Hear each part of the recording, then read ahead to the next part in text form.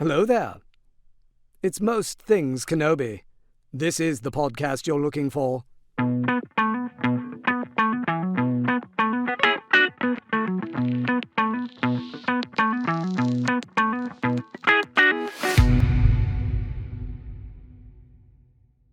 Hi everyone, welcome to another episode of Most Things Kenobi, a podcast about Obi-Wan Kenobi and all things Star Wars. I'm your host, Lauren. And I'm your host, Leanne. And this week, we are discussing our favorite quotes. Yes, and bonus material, our most hated quotes. That which we added later because we were going to just talk about our favorites, but then Lauren's like, maybe we should throw in our least favorite. And I was like, okay. And At least one. I have two. I do too. Oh, okay, good. All right, sweet. So Wouldn't it be funny if they're the same one? I wonder. There's like 9 films to choose from. Yeah. There's quite a bit of material. Well, it was hard to choose my favorites too. I know my top favorite quote of all time, yes. And then the second one, it was a tie. So I'll tell you my tie. Okay. I guess I have 3 favorites, but I kind of do too, but one is more like a conversation that I like, so it's not like a quote, so it's kind of like an honorable mention at the end. Oh, I like this. Okay, well, let's get into it then. Do you want to start or shall I? You can start. Okay.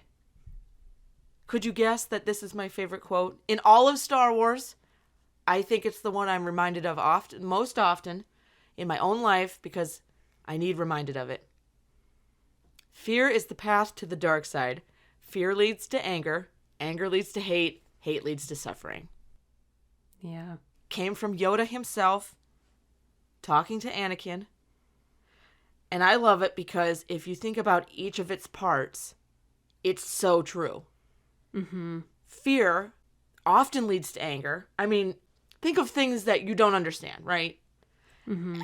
It can often, if you don't understand it, you get angry. Like if you don't understand a problem or you don't understand how to fix something, what's the very next thing? You get kind of frustrated, right? Angry. But anger leading to hate, absolutely. We see this across the planet. And hate just leads to suffering. I mean, in this aspect, it was obviously meant, the dark side. All of this goes to the dark side. Anakin eventually turns to the dark side because he let fear control him, and it led to his ultimate lifelong suffering. But it's so applicable to everyday. Anger is a natural human response. It's something we all have to, manage. Mm-hmm. We should never let it get to hate, and certainly never let it get us into a mode of suffering. So, anyway, that's my favorite Star Wars quote. That's a really beautiful quote. I love that. And the best kind of media or books, movies, whatever, are the kind where it's great in the story, but it also applies to our regular lives. And I think that's a really good example of that. Because living in fear, in a state of fear, of any kind of fear, is paralyzing. It's a horrible place to be. Yes. And look at how Anakin suffered so much for the rest of his life giving into that. It's really heartbreaking. And one of my favorite pictures that they always attach to this quote is Anakin as a child, which is connected to the fear. Anakin in as he's coming up as a young Jedi, I guess Jedi in training, I guess Phantom Menace. Not Phantom Menace. Jesus, if I could get my life together. Anakin in the Clone Wars, Attack of the Clones. That would be the anger. And then the hate is Revenge of the Sith, which eventually leads to the suffering, which is Darth Vader. And it's all very beautifully. He was scared as a child. He let it make him hateful and angry, and eventually the suffering. He suffered his entire, the rest of his adult living life. Yeah. He just suffered. Think of your own lives. If there's ever been a time where you were wronged or something that you were clinging to and you realize that you are the only one with the power to free yourself from that prison. It's he couldn't forgive Obi-Wan and he couldn't let go of all the anger. Plus, the Emperor put him in that suit that made it kind of hard to let go of any of his anger. A little bit. It helped to fuel it. And you live in your own prison then. When you're clinging to hate and anger, you're the only one who can forgive and let it go. Yes. If you can decide that those things just aren't worth your suffering, that's like the biggest, most powerful thing you can do for yourself. Hatred of another hurts you more than the person it's supposed to be directed at. Yes, especially because they probably aren't thinking about you as much as you're thinking Nope. about them. Exactly. It's funny because if you think about it, like after Anakin fell and became Darth Vader, he went on like this quest to kill all the rest of the Jedi that didn't make it, or that didn't get killed in Order 66. He went around just the Great Jedi Purge, right? He hated him so much that he spent like how many years, decades, focusing only on them. Like, Yeah. instead of just letting it go, which, I mean, that's not the story, I know. But, like, think of it as yourself. Instead of just letting it go and freeing yourself from it, he clung to it and kept on, like, the Jedi took up so much free rent space in his head. Yeah. Long after it wasn't even like, he should have just been like, okay, next level of Moving my on. being, yeah. Yeah. I just Moving always on. get a kick out of it in A New Hope because like every other line Vader gives is about Obi-Wan, and it's like, dude, this happened a long time ago. Like, Right. Like, is he literally on your mind constantly? Yes. 'Cause that must be agony. And who suffered? I mean, obviously the Jedi suffered, yeah, and the rebels eventually, because like this Palpatine was focused, if nothing else. Yeah. But he was the one who carried around the death of Padme with him. He was the one that carried around how the Jedi wronged him and how wrong and how everybody wronged him and all this stuff. And it's just like, man. Well, it has a ripple effect, right? Like you're the Yes. center of the ripple, and then you just start making everyone around you suffer when you're that way. Well, Vader is often written or described as like you sense him coming, like his dark cloud before he even enters the room. That's somebody who has some negative shit around them.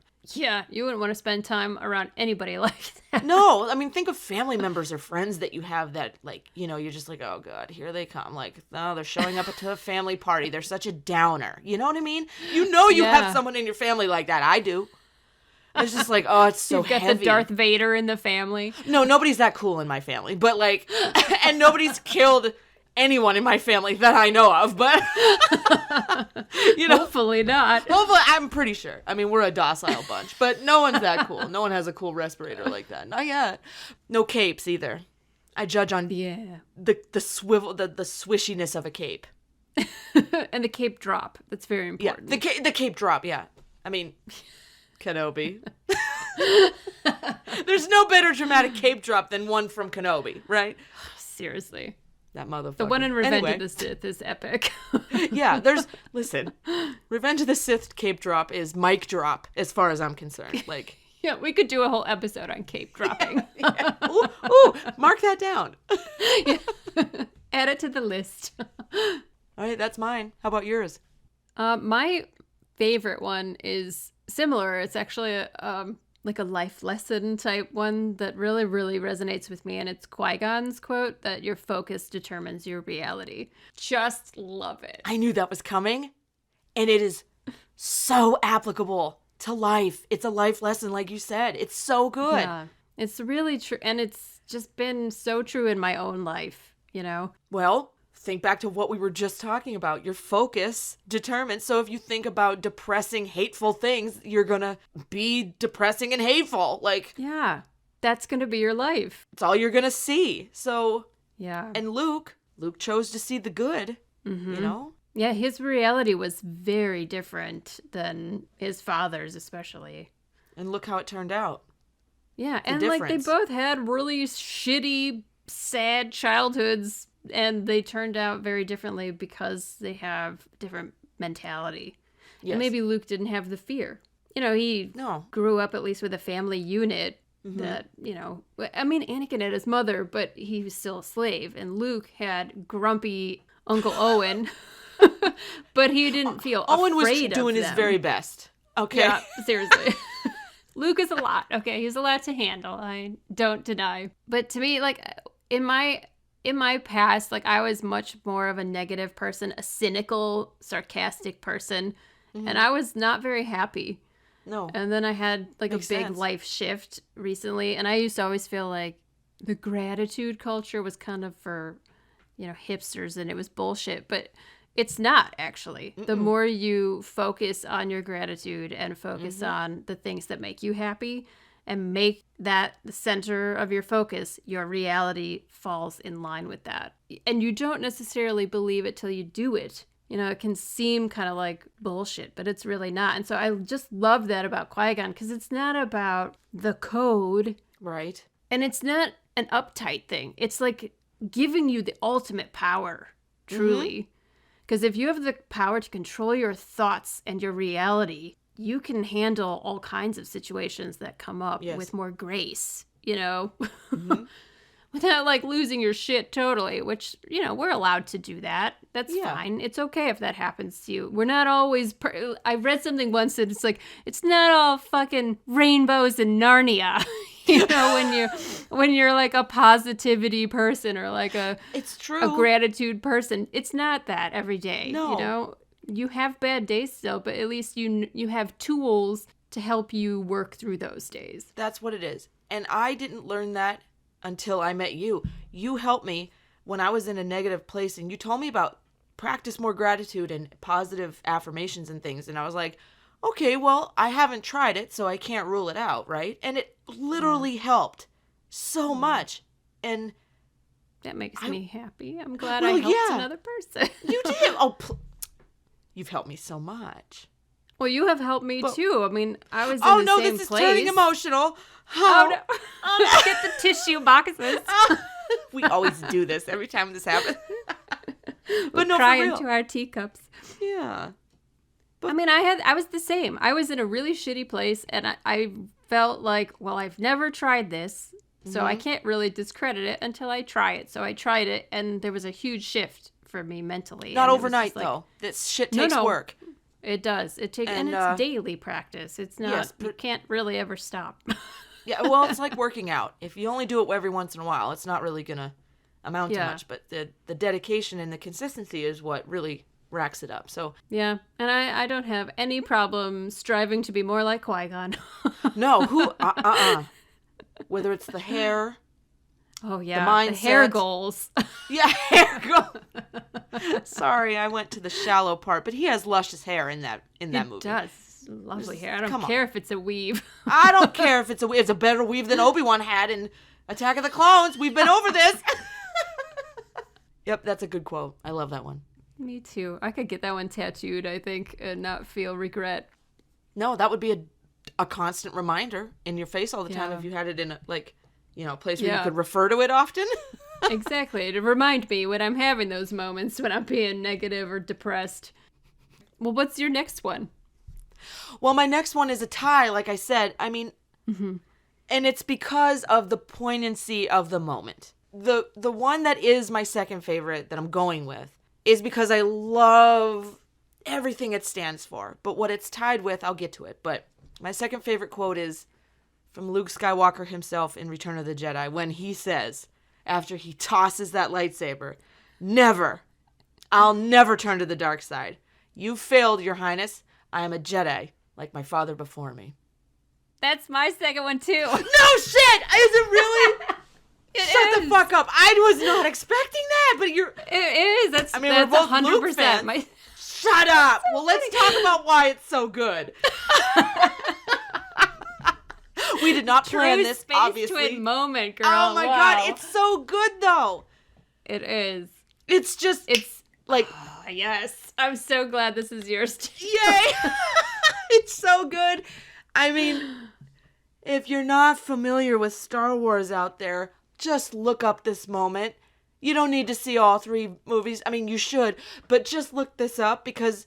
Look it up if you have seen Star Wars because it gives you a moment of power. It's everything that Star Wars is.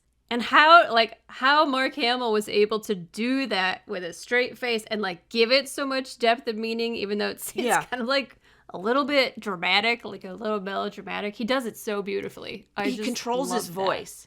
You could go in there never, bitch. I'll never turn to the dark side, you dumbass. I mean, obviously they're not going to swear, but he could have put more sass into it. But just like Luke Skywalker, he's controlled. And he's even polite. He says, "You failed, Your Highness." Period. Point blank, period. You failed, Your Highness. I'm a Jedi like my father before me, who he's laying on the ground, or maybe he stood up by this point. I it's like can't the most polite remember. little bitch slap ever. Isn't it? Like, yeah. I'm so glad you tried for the past how many decades to pretend that this man wasn't a Jedi, but guess what? Yeah. I just reminded everyone in this room that he was. Yeah. I love the cinematography in that moment too, because all through that scene, Luke's face is like mostly in shadow. Yes. And as he says never and stands up straight and he throws the lightsaber and takes a step forward and his face is in all light. Yes. And that's when he's first time fully lit, all light, completely committed to the light side. And that's when his little collar has fallen open and you see the light interior of his collar and his shirt.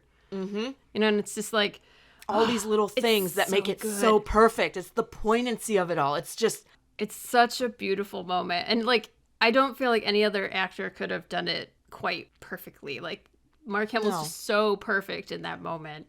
Yes. And it's such a good moment. It's just like finally Luke is just in his full power, just standing there and is willing to accept whatever is coming, because you can't say something like that and expect it to go well for you. Oh no, not at all. I don't, it's all the sum of all the parts, right? With this big moment. And like, I love how he stands up. I mean, he straightens his back. I mean, he's, like you said, committed. It's so good. I'm so proud of our boy in that moment. Can you imagine Vader laying there? Just like, the fuck? The kid stood up for me. Someone stood up for me. Like, finally. Yeah, After seriously. being a doormat for 40 years. I wonder if he was afraid for him. Oh, without a doubt. I mean, it took him a second. He probably knew what was coming. Yeah. I mean, like, it took him a second. He did the whole, like, head turn. You know, they focus on... I love that part, though. He's looking at Luke, and then he turns his head, and he's looking at Palpatine, and then he turns his head. Like, it's this whole thing, like, you know, the cinematic of it all. You know, the cinematic traits of it all, but... When you just see the, like, lightning reflecting off of his helmet. Off his helmet, yeah. It's really good. Yeah. It's really good. It was probably a lot for him to process. Yeah. That was a moment. It was like the fork in the road right there. It's like you're either going to let history repeat itself or you're going to do something different and save this person. And he finally made the right choice. Yeah. It only took a long, long time. Right? Yeah. But it took his damn son, his kid, a reflection of his wife. Oh, it's so good. It's particularly poignant because, you know, previously when he'd had encounters with Luke, he was trying to turn him for his own benefit. And it took, like, pushing all of the characters to this moment so that Anakin was finally in mentally the right place. Mm-hmm. Because before, he would have just been trying to save Luke for selfish reasons. Yeah. And now he's saving him because this is wrong and I can't let this happen. Mm-mm. And he hasn't made a decision like that since he was a Jedi, you know, 20 years ago or however long it was. And in the Clone Wars, probably was one of the last times he made a decision like that. You know, in my headcanon, I like to think maybe he saw a bit of Padme in their son, standing up for what was right against all odds. Mm-hmm. And, like, if he had a chance again, he wouldn't allow his wife to die, and that was a piece of his wife. Yeah. Not that he's not saving Luke, but, like, it's the only connection to their family structure that he wanted so badly anyway. Yeah. And here's, like, a representation of what he as a Jedi Knight in the Clone Wars represented and what Padme in the Senate represented. And, you know, we just had a long conversation in our episode from last week about why Padme was so wonderful, because she stood up for against whatever came at her. She always tried to do the right thing. And so I like to think in my headcanon that he was reminded of that in that moment as well. Like, it was probably, I don't like the head turn of him, like, do I save my son or not? I don't think it's that. I like to think, like, I have a lot of emotions right now that I haven't processed for about 40 years, but I'm going to throw this guy over the balcony anyway because I fucking hate him and that's my son. It's the hesitation for me that's the 40 years of I haven't been able to process any of my emotions, and now it's now or never. Like, well, and maybe part of it is that, like, he could never have gotten away with it before. Palpatine would have always seen him coming. And right now, he's a little distracted. True. Just a little. Yeah, and because Vader gets up, drags himself up, and walks over next to him, he thinks, my dog is back where he's supposed to be on his leash, and so he's not even paying attention. So it's like now or never, literally. Like, if I don't do it now, there's never going to be another chance to break free of this guy. Yeah, it's a great moment. And to do it for his son, I just love it. So what was your tie? My tie? It doesn't compare to this, but it is one of my favorite quotes. If we're just doing it for quotes and not like we said, like the whole scene. Mm-hmm. It's actually Padme saying, so this is how democracy dies, right? With thunderous applause. Mm-hmm. Yes. That always gives me chills. And she says it like with the one time Natalie Portman portrays something rather perfectly. Sorry, Nat. But she does like the cocky shoulder head thing, like because everyone's just buying into the bullshit except for her and Bale, who's with her. Yeah. So this is how it ends, with thunderous applause. And like, if that isn't representative of nowadays, I don't know what is. So I like that quote a lot because it's very applicable. Yeah. And I do think about that often. Every time I see that GIF or like something with a meme when it like that, I always want to cheer because it's so on point for nowadays. So yeah. It's particularly chilling in our current political climate. Yes. So I mean, while there's no competition with the massiveness of Luke's, but if we only had to choose two, it's definitely, I would throw that in there as an honorable mention. Yeah, that one is good. The one that it's not even a tie. It's just something that I do deeply love. And again, it's not like these other moments where they're more like meaningful, but I guess it is kind of. I love the scene between Luke and Leia when he's saying the Force is strong in my family. I have it. My father has it. My sister has it. And that is just so beautiful. So good. It's like, you're my sister. I know, it's like love it. Such an important moment where they start to like really realize how connected they are. And I just love that quiet, soft conversation. Luke talks like a normal person, kind of. He does. Leia's the only one that he can really talk to like that. And we even see that in other ways, maybe even in the sequel trilogy. Like, they're the only ones that they can level with each other. Yeah. They're honest with one another. Even in a way that Han and Leia can't be. And Han and Luke, like, they all have very special relationships, but they do. Luke and Leia have that level of being action stars next to each other, but also having these deeply personal conversations. Like, Han and Luke really care about each other, but you never see a moment where they have like a quiet, deep conversation with each other. I don't know if Han would ever even allow a moment like that with another person. I know. The closest you get is him with his son, really. And then there's that short conversation with Leia in Force Awakens. Mm-hmm. I just love that very personal moment for both of them where he wants to hear about his mother and she's having these like realizations like, wait, if Vader's your father, that means he's also my father. Like, what? Right. Yeah, and that is not easy for her to swallow. No. At all. I mean, he actually physically tortured her in A New Hope. They cut that scene out of the movie. And blew up her home. Yes, that planet. Also. That's kind of a big deal. And everyone she loved. Made her watch. Yeah, it was not a good entry. It was not a good introduction to one another. And she had to live with that. It's essentially why she didn't really use the Force willingly. I mean, she trained for a while, we know that. Yeah. But it was why she abandoned it, too. Yeah. She just, if there was a chance of her turning into Vader, she wanted nothing to do with it, Yeah. So. It's very beautiful moment, but it also has all these layers of meaning. That's what I love about Star Wars, is it's always kind of bittersweet. There's this beautiful thing, this depth, and then there's this like horrible realization of your truth and your reality that comes with that. And that's why we love all the pain. That's why we're here. We love to suffer. Actually, the quote was never hate leads to suffering, and Star Wars leads to suffering. Yes. Forget hate. And it does lead to hate to a lot of people. They feel a lot of hate about Star Wars, but... Well, that's true, too. I'm probably going to get some hate for my least favorite quote choice. Oh, we probably both will. It's fine. Well, what's your least favorite now? I'm desperate to hear. The minute I heard this in the theater, I damn near got up and walked out. I was at that point anyway, at this point, for other reasons, but I was just like, are you serious? Okay. It's in The Last Jedi, and this has nothing to do with Kelly Marie Tran.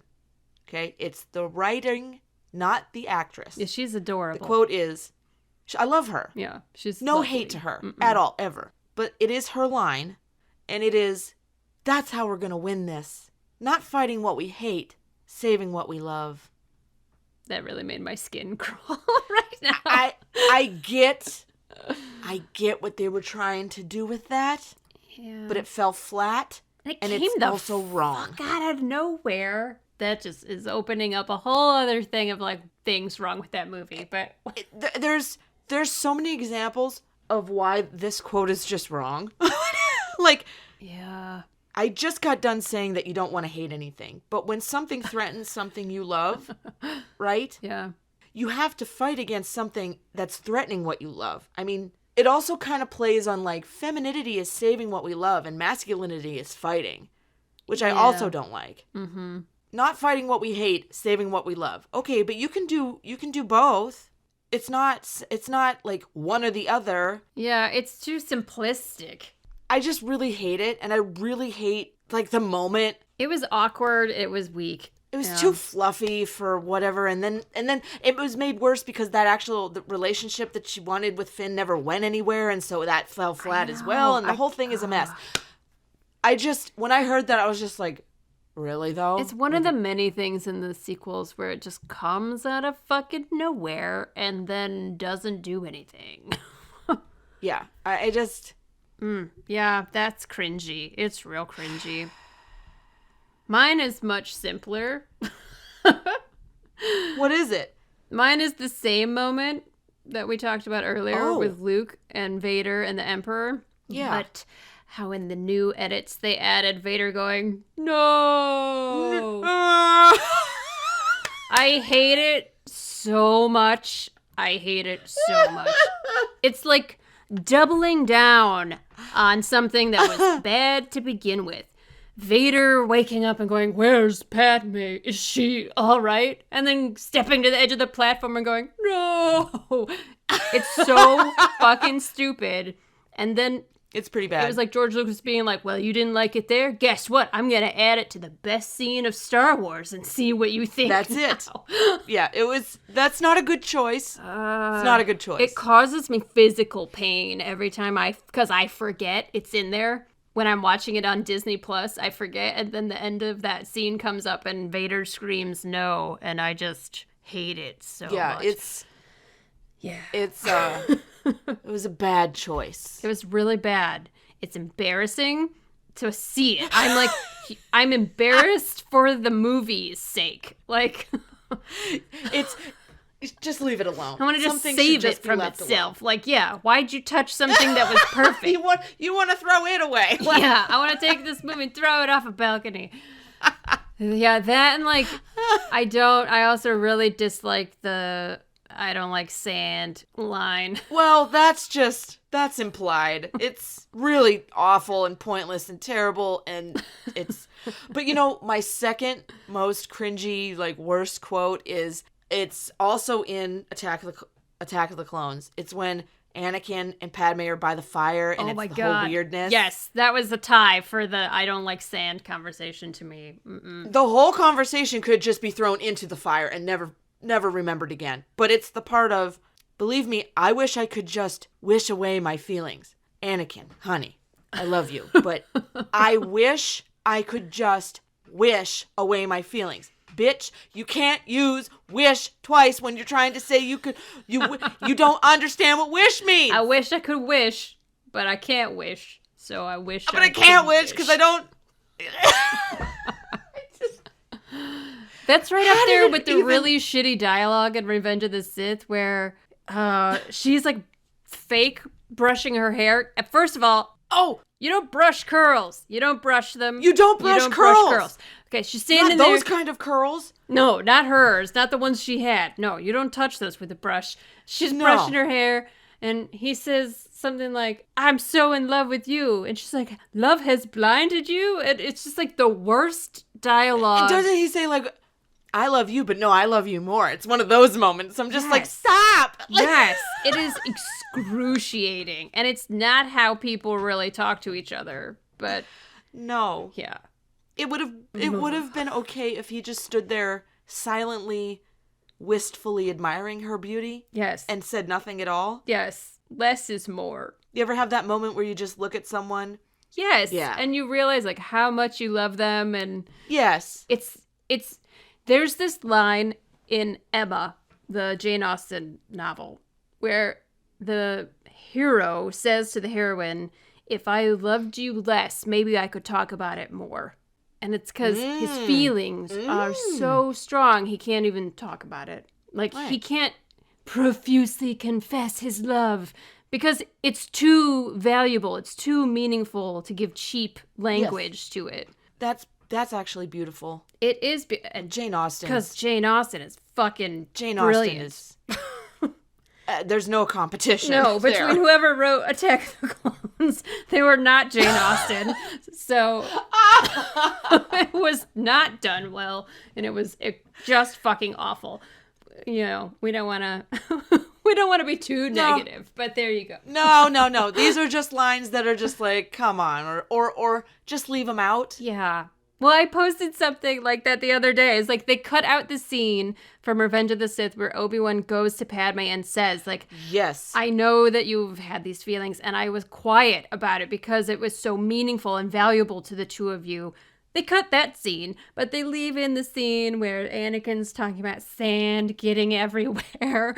Yes, being yeah. itchy and scratchy. I saw what you put on Instagram. That quote is wonderful and would have added so much. Yeah. Because we all knew Obi-Wan knew about them. Yeah. But he also respected and loved the both of them. And it was probably very hard for him to look away, but he knew because he'd been through it. Yes. And it shows how much he cared about Anakin, that Absolutely. I don't know why it wasn't left in. it was so important to him that Anakin was happy. He turned a blind eye because he just wanted his Padawan to have something that brought him joy and balance. Padme could do what no one else could Yeah. in helping Anakin be that happy. And ultimately, it was the biggest mistake of all of them. But, like, that's what made it an even more powerful scene. Yes. Well, I mean, There you have it, folks. Star Wars leads to suffering. Thanks for joining us.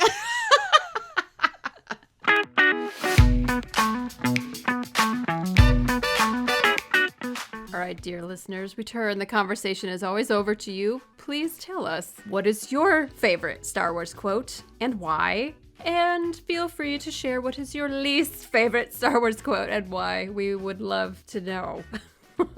Yes, I'm curious. I can't wait to see the answers. Yes, I've heard some stuff in the past saying one of the worst lines is the Palpatine return somehow is one of the most. A lot of people. Yeah. I mean, that was clunky. That was terribly. I mean, no offense to Oscar Isaac, obviously, no, but he's like, delightful. how do you deliver a line like that? You don't.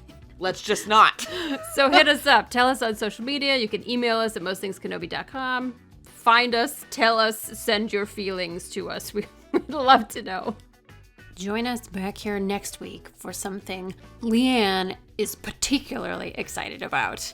We are finally going to delve into the Darth Vader scene from Rogue One. It is both of our favorite Darth Vader moments in all of Star Wars, and we cannot wait to chat about it. We're also coming up on our 40th episode, which we can hardly believe. We would like to do another Q&A episode where you, the listeners, send us some questions. They can be random, they can be about anything, they could be about Star Wars, and we will have a blast answering them on our 40th episode. Feel free to send your questions either to mostthingskenobi@gmail.com, or you can DM us either on Instagram, Tumblr, or Twitter. Last week on the show, we interrupted our regular programming to do an emergency broadcast about the 6th episode of The Book of Boba Fett.